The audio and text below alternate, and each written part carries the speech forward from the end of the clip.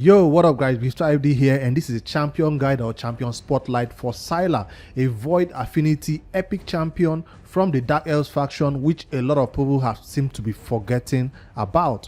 Why is she so niche? Why is she so used not often in raid is because she has specific places where you can only use this champion. She's not an all-round champion where you find in every content in raid. This is not that champion. So in this video, I want to show you content where she shines and some content where you should never use Sila. So let's get right into this video. The first thing you should know that this champion has AoE on all her 3 skills. I'm talking about the A1, A2 and A3 all have AoE hits. Now this A3 is the one that places decrease speed right there, 30% decrease speed. That's the bigger version of decrease speed, and it places it on all enemies for 2 turns, decreases the atomic by 40%, but it doesn't hit.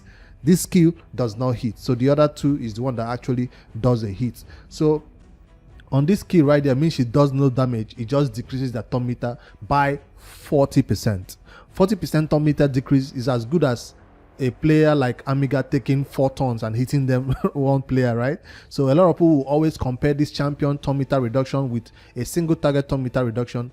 AoE atomic reduction is always better, and I'll show you where this is actually going to shine in some battles. So this is what she's best known for, this atomic decrease by 40% and the decrease speed. It means they'll become slower and your champions, your allies will be faster and take turns. You might even circle around them if they are slow enough, and you come back to this key before they can get a turn. So a fast Psylar can place this skill again on enemies and they will never get a turn. Now on the A2, it had decreased speed. It's a 100% chance of placing it when you, decrease accuracy right there. 100% chance of placing it when you book this skill. And it's on a 3-turn cooldown when it's also booked. So it's not a skill, or it's not a debuff that was very, very important in Raid Shadowlands for a while. So a lot of people don't want her to be doing this, or it's not that important. But these days, when you're seeing things like the Hydra, you're seeing things like the Iron Twins Fortress, and suddenly decreased speed and decreased accuracy are becoming a little bit more important. Those are 2 things that she can bring to maybe those battles, but I'll let you know if she can work in that content or not when we test her in battle. So on the A1, that's a simple AoE hit right there. It doesn't have any debuff, it doesn't have any special effect, nothing. So that's just a simple AoE hit right there. So with this skill that hits and this skill that hits, does this mean this champion can be booked with damage? You'll find out soon. We'll do a test to see. An aura increase ally speed in faction crypt by 22%. That's a huge faction crypt aura, and she'll be the lead in most faction crypts, especially in that what do you call this now, Dark Elves faction. She'll be the person you want to put in the lead. For my blessings, you have many options on how you want to go towards with her, depending on where you want to use her, but I went for the blessing that will add a little bit of defense, HP, accuracy and speed. I went for this blessing of what do you call it now, what's his name, Chainbreaker. I went for Chainbreaker because of I didn't really put it on her because of the chance of removing debuffs. No, she's not going to get a lot of debuff. I put it on her because of the stats that I'm going to be getting, and finally a chance to fill the atomic of this champion by 10% when hit. So that means I want her to have a chance of getting her turn really, really fast. That's the main reason why I put it on her. You also have options of going towards this where is the one right here, not this one, lightning, dark, not cruelty. I'm looking for the other one, commanding presence. Yes, commanding presence is also another one if you want her to help boost the aura of your champion who is in the leader position right there. So that's Psylar, that's her skills. Let's see how I built this champion in terms of accessories. Now I was going to name this video there's only one way to build, or one correct way to build Psylar, and that is in stun sets.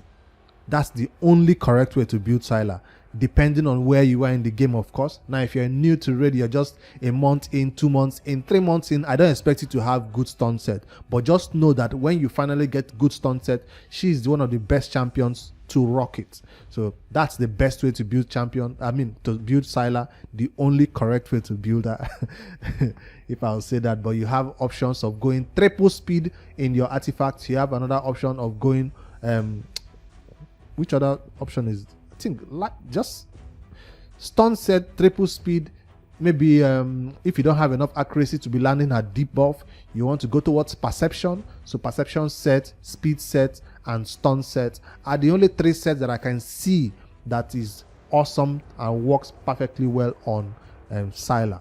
So let me know if there are other sets that you have rocked on her that are working perfectly fine for you. But I feel like she works best in those 3 sets, depending where you are in raid. But for end game content like this, for end game Psylar build, you will always find her being built in a stun set. I've not seen anybody building Psylar something else than a stun set in the end game. For early game, you can build whatever random set, speed set, but for the end game, stun set is where it is. I have to stress this one a little bit.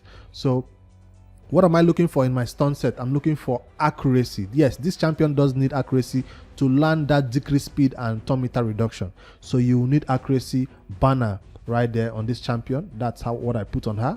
Yes. If you don't want her to be debuffed, maybe resist, but I wanted high accuracy because of the content I was going to be using her. Doom Tower Hard. Yes, I do use this champion for Doom Tower Hard, and I was able to get up to 380 accuracy right there in terms of the stats I obtained. I'll show you my total stats. For the chest, is she rocking accuracy chest? Yes, she is. That's how you are able to get up to this high amount of accuracy, by rocking accuracy chest. You will not find this champion in crit rate or crit damage glove. She's not built for damage. You will not find her in crit damage amulet. She's not built for damage. That's something I needed to mention. You see me going towards accuracy right there. And you can get speed substat from this speed set. Yes, speed right there. Speed substat. Yes, that's how you get her fast enough also. I need to change this ring. It's really old, and I don't think it does have good HP sets, HP stats right there though. For total stats, how did I get high as 380? Yes, 380 in the accuracy, and resist is not that high. Crit rate and crit damage, not important on this champion. I repeat, this champion is not built for damage. Can she do damage? Maybe. Do I want to find out? No. This is a champion I built solely for her support role in the team, and I didn't want to crowd crit rate and crit damage on her to be doing any damage at all. I wanted her accuracy stats to be high. I wanted her speed to be high. Those are the 2 important stats right there. Accuracy and speed. When you can hit those speed marks and then hit the accuracy mark, you then can decide to begin to put HP and defense on her to help her survive. So crit rate and crit damage and attack are not stats that I will focus on Psylar. I've never really seen her being built like that, so I will not know if she can actually do big damage when she is built with damage. For Masteries, check it out. I've not yet finished my Masteries, but I used this raid bro.com to show you how I intend to go when I finally finish my Masteries. You might want to come down this way. This mastery you're seeing in the defense right here increases my chance of placing stun by an additional 5%. So this is the only reason why I selected this mastery 3 right here, Fearsome Presence, to increase my chances of placing that stun by 5%. That will help her place stun a lot more than she should. So if you check out the skill right here, the set for the stun set, how many percent? You have an 18% chance of placing stun, all right, when you hit the enemies. So if you add another extra 5%, that has increased the chance to 23%, right, of placing stun, which is an awesome one. You have a higher chance of placing it. Now check out this one also. Sniper also increases the chance of placing debuff from skills and artifacts by additional 5%. This is also increasing my chance again, so I'm going up to what, an additional 28% of placing stun, which is a nice one. So additional 10% of placing stun is added from Masteries. So again, that's why I'm stressing that this champion is not built for damage. You can go towards the accuracy right here to get to need less accuracy from your artifacts. So that's why I went towards this way, and you can see me selecting this arcane celerity to add turn meter whenever the debuff that she placed on those enemies expire.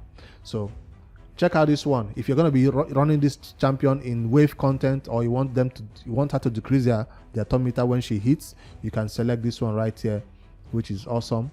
Decreases their turn meter by when she hits them. It's a low chance. I mean, it's just a, how many percent? 5%, right, for AoE skill. 5% thumb meter reduction is still good, especially when she's bringing an additional 40% thumb meter reduction. It's a good one to select on this champion, especially on the content that we're going to be showing her in this video. So that's how I went. What about the offense 3? Again, I didn't build this champion for damage at all. I don't want this champion to be doing any damage. She's not there for damage. I use her in extreme cases where I want them to be controlled all the way. That's why she will never be featured in such content that requires her to do damage. So that's it. You can decide to select this one that increases has a chance of extending the duration of that decreased speed debuff. I don't think it's that important, but you could use it. That's also an optional one right there. So that's Psylar Masteries that I'm going to be using when I finally get her fully mastered. I'm actually coming down that way, and if you see how far I've gone, see, I'm trying to do it, but it's not yet complete.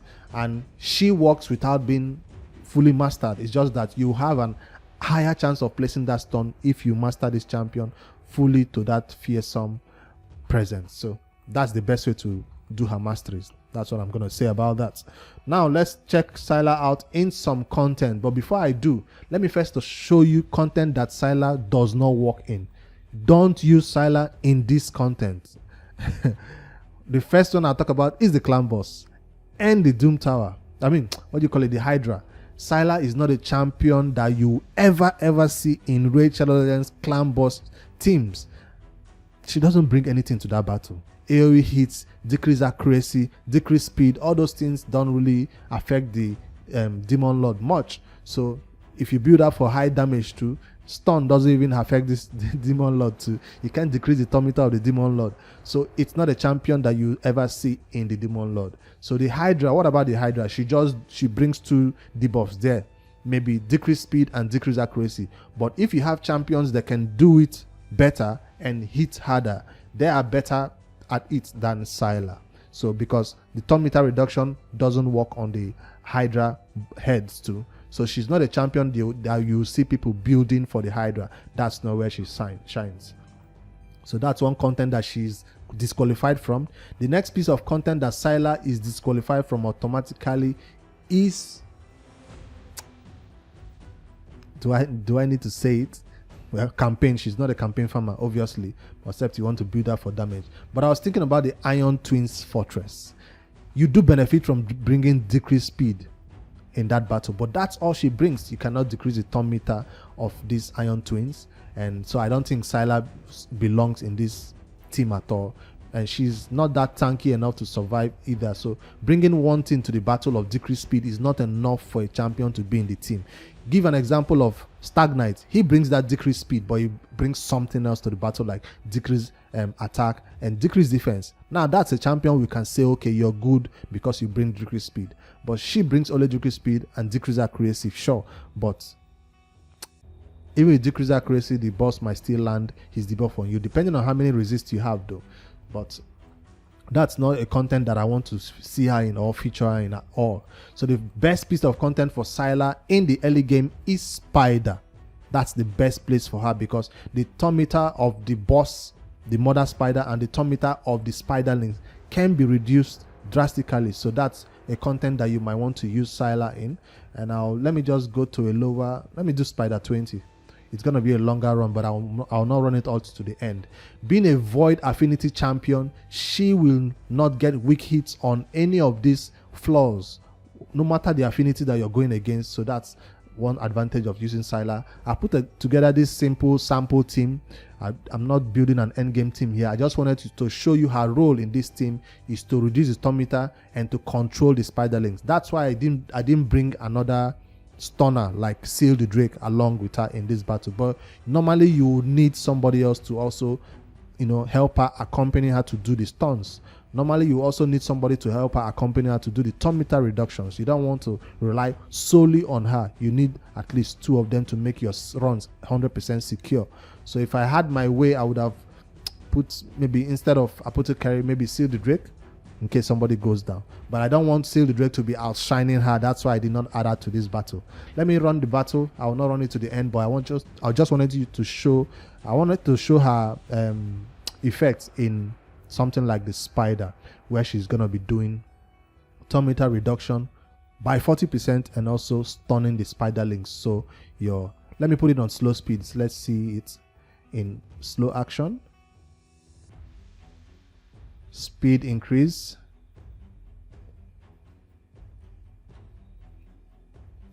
That's her. How many champions stun? Check it right there.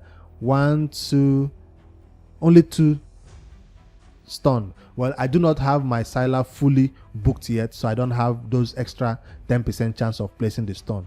But if you do have higher chance of placing the stun, 4 to 5 or even all the enemies might be stunned from just taking 1 turn. So when I fully master her stuns are going to be landing even more than they are right now. Decrease speed right there on the boss and all the spiderlings. So they're going to take less turns and allow her to come around to her turns. I've reset it again with Renegade. That means she's going to perform that decreased speed again. Did she stun anybody else? Let me put it in double speed right now. Renegade will go down. Or not. Ooh, that's a lot of stuns right there. 1, 2, 3, 4, 5, 6 stunned. So yes, Psylar can keep your team alive, I guess, while Cold Heart goes to town with her Heartseeker abilities. Let me see who else Psylar can stun. But take note, the decreased speed and the decreased accuracy, the decreased speed and the turn meter reduction skill does not hit, does not place a stun. So if you want to actually prioritize the A1 and an A2, if all the stun is all you care about, after she uses the A2, then you can maybe use the A3 to place that decreased speed and reduce that turn meter when it's about to get fully capped. Please don't kill them. I want that HP bond to be going in there.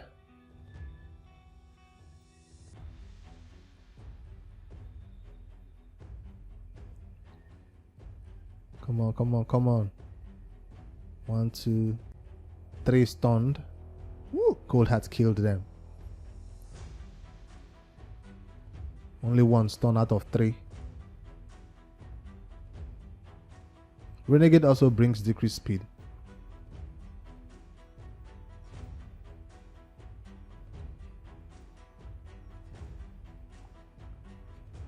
That decreased speed again. The boss was about to take the turn, but she was like, nope, not today. So throughout this battle from the beginning all the way to this point, this boss have not had an opportunity to take a turn. He has not eaten up any spiderlings. We've kept them in check, under control. Even if Renegade is weak and could be easily killed, because of the spiderlings are not taking too many turns, they're either stunned or feared. Plus the shield I have right there, or control right there, slow speed. They are not able to take numerous turns to kill a weak Renegade, which is always nice. There is one more piece of content I'll show Psylar in where she shines, and then we'll call it. But Spider, this is what she brings. Again, I intentionally did not bring heavy damage here because I wanted the battle to last long, so you can see it live how she actually can keep this turn meter of this Spider Queen down the entire time. It will depend on your speed also. The speed of 260 plus made it possible. If your Psylar is 200 plus, she won't be able to maintain this turn meter. You'll need to, have somebody else on the team helping her, like an Amiga, making sure that the boss does not take a turn while her A3 is on cooldown.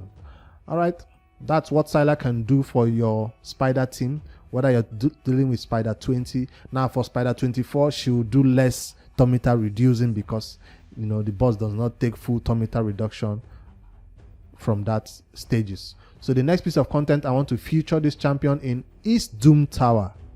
Yes, that's another place where she shines. So the first place is Spider. You ask, what about the dragon? What about the Fire Knight? What about the Ice Golem? Yes, Psylar works in those places too, but she's not as important as she just is in the Spider. I feel like there are better champions who can do it right there, but if she's all you have in terms of decreased speed and decreased turn meter, she will help you in the Fire Knight for sure. And then if she can keep the waves in check in a stun set, you take less damage also. The next piece of content I think this champion shines in a lot is the Doom Tower. That's where I use her now for the most. That's where I actually had this build or have her regeared in the high level of the Doom Tower. You know those Sifi Roto stages where if you don't stun them or control them and they take a turn, it's done, right? You know those stages where you have this champion who is always doing block revive. I forgot what his name. You provoke him, he just gets angry and he kills somebody with block revive. So that's what Psylar can bring in to make sure those type of champions stay controlled the entire battle. Now I'll take out Seal the Drake and I bring in Psylar. But normally I run both of them together to keep the enemy team controlled the entire time. So let's put in Psylar. Or let's just add Seal the Drake just to make the run a little bit faster. I don't even need Brogni in here. Yeah, she's in the vault. Alright, let's see how Psylar and Seal the Drake can keep the enemy team stunned the entire time that this battle is going on. Let's see if it's going to be possible. That's the goal. If your enemies are stunned, they will not be able to hit you. Provoke is good, but I think stun is better than provoke. Her accuracy has been increased.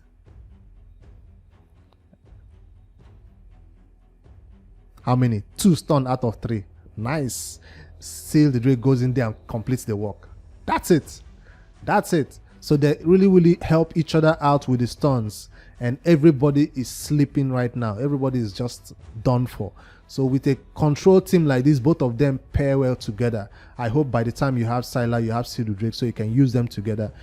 I do have my Seal the Drake booked though. That's why she was able to do all this. They are both in stun sets. So that's a gear that I still farm in the Fire Knight and I cannot get enough of. The stun set is so awesome, and that's people go to this Fire Knight to farm Savage, right? I go to the Fire Knight to farm stun set because I feel like the more better stun set you have, the more control you have over the entire battle. If the enemies are stunned like this, you are in no danger of dying at all. A1 again, she's stunned again. So that's what Psylar brings to the team. Stun all the way. That's the best way to build this champion. So, but if you're not there yet at the end game, you can use whatever sets you have available. Speed sets or perception set are also good on her. Again, I have this high amount of accuracy. That's why I'm able to do this. Void Affinity right here. She's not scared of anybody. She'll always land her debuffs. Well, somebody else is doing decreased speed right here. That's why she's starting with her A1 and A2, I think.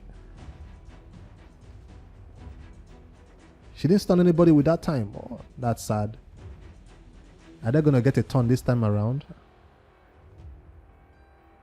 I do not want them to get a turn. I want to keep them controlled the entire battle. She stunned 1. And Seal the Drake will go in there and stun the rest, leaving out only 1 right there. Alright, that's the battle. I just wanted to show you what she brings to the team in Doom Tower and in Spider. Those are the 2 main content that I'm going to be using this champion in. Now, for the final one,